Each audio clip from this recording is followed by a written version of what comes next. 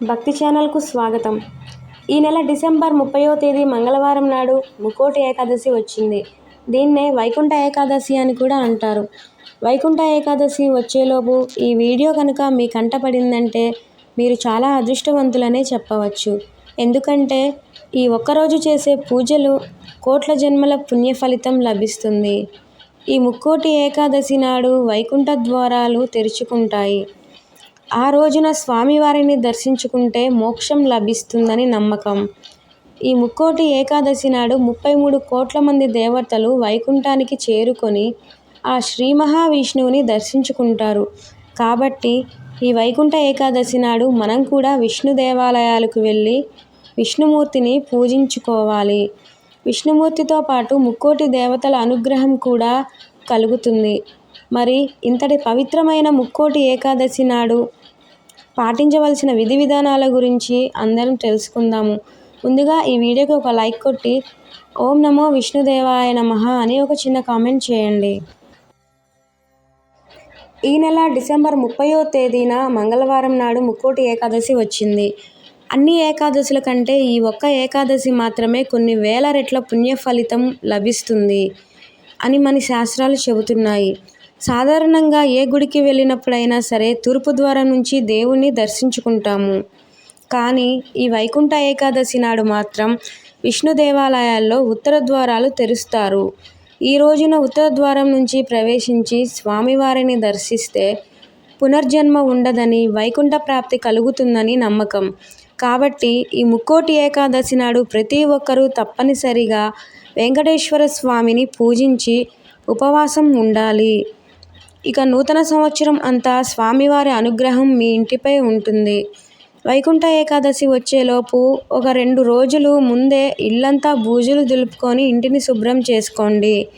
ముఖ్యంగా ఈ ముక్కోటి ఏకాదశి నాడు విష్ణుమూర్తి విగ్రహాన్ని ఆవు పాలతో అభిషేకం చేస్తే కొన్ని వేల రెట్ల పుణ్య ఫలితం అనేది లభిస్తుంది. కాబట్టి ముక్కోటి ఏకాదశి వచ్చేలోపు ఒక చిన్న విష్ణుమూర్తి విగ్రహాన్ని ఇంటికి తెచ్చుకొని మీ పూజా మందిరంలో పెట్టుకొని పూజ చేయండి.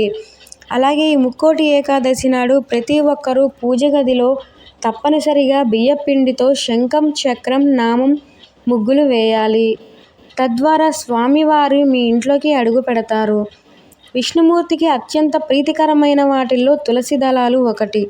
కాబట్టి ఈ వైకుంఠ ఏకాదశి నాడు తులసి దళాలను స్వామివారికి పూజించాలి. అప్పుడు మాత్రమే మీ పూజకు ఫలితం దక్కుతుంది.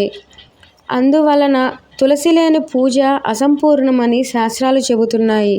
కాబట్టి ఈ వైకుంఠ ఏకాదశి నాడు ఇంట్లో పూజ చేసేవారు మీ పూజ గదిలో ఉన్న వెంకటేశ్వర స్వామి చిత్రపటానికి తులసి మాల వేసి దీపారాధన చేయండి. ఈ ముక్కోటి ఏకాదశి నాడు ఎవరైతే స్వామివారి పటానికి తులసిమాల వేసి పూజ చేస్తారో అలాంటి వారి ఇంట్లో లక్ష్మీదేవి స్థిర నివాసం ఉంటుంది. ఇక ఈ కొత్త సంవత్సరం అంతా డబ్బుకు లోటు లేకుండా మీ ఇల్లంతా కనకవర్షంతో నిండిపోతుంది. అదేవిధంగా ఈ ముక్కోటి ఏకాదశి నాడు పిండి దీపాలు మాత్రమే వెలిగించాలి. సాధారణంగా ఇత్తడి కుందుల్లో దీపారాధన చేస్తాము. కానీ ఈ వెంకటేశ్వర స్వామికి అత్యంత ప్రీతికరమైన పిండి దీపాలు వెలిగించాలి. మనస్ఫూర్తిగా వెంకటేశ్వర స్వామికి నమస్కారం చేసుకుంటే ఇక మీ జన్మ ధన్యమైనట్లే. కాబట్టి ఈ ముక్కోటి ఏకాదశి నాడు పూజ గదిలో 2 పిండి దీపాలు వెలిగించి ఆవు నెయ్యితో దీపారాధన చేయండి. అదేవిధంగా స్వామివారికి నైవేద్యంగా వడపప్పు, బెల్లం, పానకం మరియు అరటి పండ్లను నివేదించండి. గోవిందనామాలు చదువుతూ స్వామివారిని పూజించి హారతి కర్పూరం సమర్పించి స్వామివారికి నమస్కారం చేసుకోండి. చాలు. ఇక స్వామివారి చల్లని చూపు మీ ఇంటిపై ఎప్పుడూ ఉంటుంది. ఉదయాన్నే ఇంట్లో దీపారాధన పూర్తి చేసుకొని మీ దగ్గర ఉన్న విష్ణుమూర్తి దేవాలయాలకు వెళ్ళండి. సంవత్సరానికి ఒకసారి మాత్రమే వైకుంఠ ఏకాదశి నాడు ఉత్తర ద్వారాలు తెరుచుకుంటాయి. కాబట్టి ఈ వైకుంఠ ఏకాదశి రోజున విష్ణుమూర్తి దేవాలయాల్లో వైకుంఠ ద్వారం నుంచి స్వామివారిని దర్శించుకొని తీర్థప్రసాదాలు తీసుకొని బయటికి వస్తే 7 జన్మల పాపాలు వెంటనే తొలగిపోతాయి. అపారమైన సంపద కలిసి వస్తుందని నమ్మకం. ఆ స్వామివారిని దర్శించుకునేటప్పుడు మీరు మనసులో ఏ కోరిక కోరుకున్నా సరే అది వెంటనే తప్పక నెరవేరుతుందని, ఆ కోరిక ఆ దేవుడి పాదాల చెంతకు చేరుతుందట. అంతటి పవిత్రమైన ఈ ముక్కోటి ఏకాదశి నాడు ప్రతి ఒక్కరూ ఉపవాసం ఉండాలి. ఈ ఒక్కరోజు చేసే ఉపవాసం కొన్ని వేల సంవత్సరాల తపస్సు చేసినంత పుణ్యఫలితం లభిస్తుందట. అలాగే ఈ వైకుంఠ ఏకాదశి నాడు సాయంత్రం సూర్యాస్తమయం మించిన తరువాత ఇంటి గుమ్మం బయట తప్పకుండా 2 దీపాలు వెలిగించాలి. ఈరోజు ఇంటి ముందు దీపాలు వెలిగించకపోతే అలాంటి ఇంట్లోకి లక్ష్మీదేవి అడుగు పెట్టదట. కాబట్టి ఈరోజు ఉదయం సాయంత్రం ఇంటి ముందు 2 దీపాలు వెలిగించండి. ఆ శ్రీ మహాలక్ష్మీదేవి వెంటనే మీ ఇంట్లోకి అడుగు పెడుతుందట. ఈ ముక్కోటి ఏకాదశి నాడు బియ్యం మరియు గోధుమలను అస్సలు తినకూడదట. ఎందుకంటే సర్వ పాపాలన్నీ బియ్యం ధాన్యాలలో నివసిస్తాయట. కాబట్టి ఈరోజు బియ్యం కానీ గోధుమలు కానీ తినడం అనేది మానుకోవాలి. అలా తినడం వలన పాపాలు పెరుగుతాయని నమ్మకం. అలాగే కొన్ని పురాణాల ప్రకారం ఈ ముక్కోటి ఏకాదశి నాడు మురా అనే రాక్షసుడు బియ్యంలో దాక్కుంటాడట. కాబట్టి ఈ రోజున అన్నం తినకుండా ఉండాలి అనే నియమం ఉంది. ఈ ఏకాదశి నాడు అన్నం తింటే దీర్ఘకాలిక అనారోగ్య సమస్యలు ఏర్పడతాయని నమ్మకం. అందుకే ఈ రోజున ఉపవాసం ఉండాలని నియమం ఉంది. అలాగే కూరగాయల విషయంలో కూడా కొన్ని జాగ్రత్తలు తీసుకోవాలని శాస్త్రాలు చెబుతున్నాయి. ముఖ్యంగా ఈ ముక్కోటి ఏకాదశి రోజున ఆకుకూరలు, పప్పుధాన్యాలు, ఉల్లిపాయలు, వెల్లుల్లి మరియు మాంసాహారానికి దూరంగా ఉండాలి. ఈ ముక్కోటి ఏకాదశి నాడు పొరపాటున కూడా నలుపు రంగు వస్త్రాలను ధరించకూడదు. అలాగే తలకు కానీ శరీరానికి కానీ నూనె రాయకూడదు. ఎందుకంటే ఈ ఏకాదశి రోజున నూనె రాస్తే ఆయుష్ తగ్గుతుందని నమ్మకం. అలాగే ఈ ముక్కోటి ఏకాదశి నాడు ప్రతి ఒక్కరూ తప్పకుండా తులసి తీర్థాన్ని సేవించాలి. తద్వారా ఆయురారోగ్యాలు కలుగుతాయని నమ్మకం. ఈ ఏకాదశి నాడు ఏది చేసినా చేయకపోయినా గోవుకు మాత్రం ఖచ్చితంగా పూజించాలి.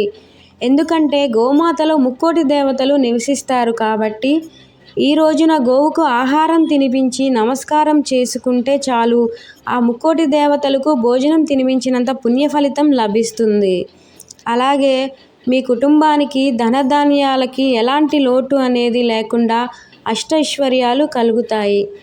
ఈ ముక్కోటి ఏకాదశి రోజు ప్రతి ఒక్కరూ ఖచ్చితంగా బ్రహ్మముహూర్తంలో నిద్రలేచి ఇంట్లో పూజ చేసుకోండి.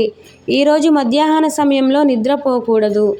ముక్కోటి ఏకాదశి నాడు ఉపవాసం ఉండేవారు మంచం పైన కూర్చోకూడదు. అలాగే ఈ ఏకాదశి నాడు విష్ణుమూర్తికి పూజ కోసం తులసి చెట్టు నుంచి తులసి ఆకులను కోయకూడదు. ఏకాదశి రోజున తులసి దళాలు కోస్తే మహాపాపం తగులుతుందని వేదాలు వివరిస్తున్నాయి. కాబట్టి ఒకరోజు ముందుగానే పూజకు ఉపయోగపడే తులసి దళాలను సిద్ధం చేసి పెట్టుకోండి.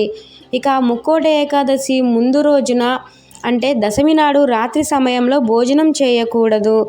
ఏదైనా పలహారం స్వీకరించాలని పండితులు చెబుతున్నారు.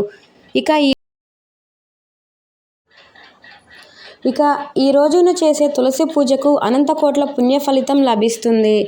విష్ణుమూర్తికి ప్రీతికరమైన తులసి కోటలో ఒక చిన్న దీపం వెలిగించి తులసి కోటకు నమస్కారం చేసుకోండి. మీ కోరికను మనసులో చెప్పుకోండి.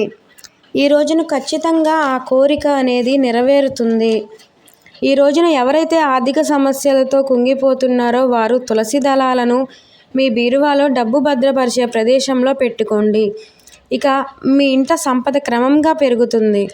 ఈ రోజున తులసి కోటను ముట్టుకున్నా చాలు కోటి దేవతల ఆశీర్వాదం పొందినట్లే. ఈరోజు ముఖ్యంగా విష్ణు సహస్రనామము మరియు విష్ణుమూర్తి స్తోత్రాలు చదివినా విన్నా ఆ విష్ణుమూర్తి పూజించిన యమబాధలు అనేవి తొలగిపోతాయి. భోగభాగ్యాలు కలుగుతాయని నమ్మకం. మరియు ఈ రోజున చేసే దానాలు ఏ చిన్న దానమైనా సరే అంతులేని ఐశ్వర్యాన్ని తెచ్చిపెడతాయి. కోట్ల జన్మల పుణ్య ఫలితం లభిస్తుందట. క్షీరసాగర మదనం జరిగి అమృతం కూడా ఉద్భవించింది ఈ రోజేనట. ఈ వీడియో మీకు నచ్చినట్లయితే లైక్ చేయండి, షేర్ చేయండి, సబ్స్క్రైబ్ చేసుకోవడం మాత్రం మర్చిపోకండి.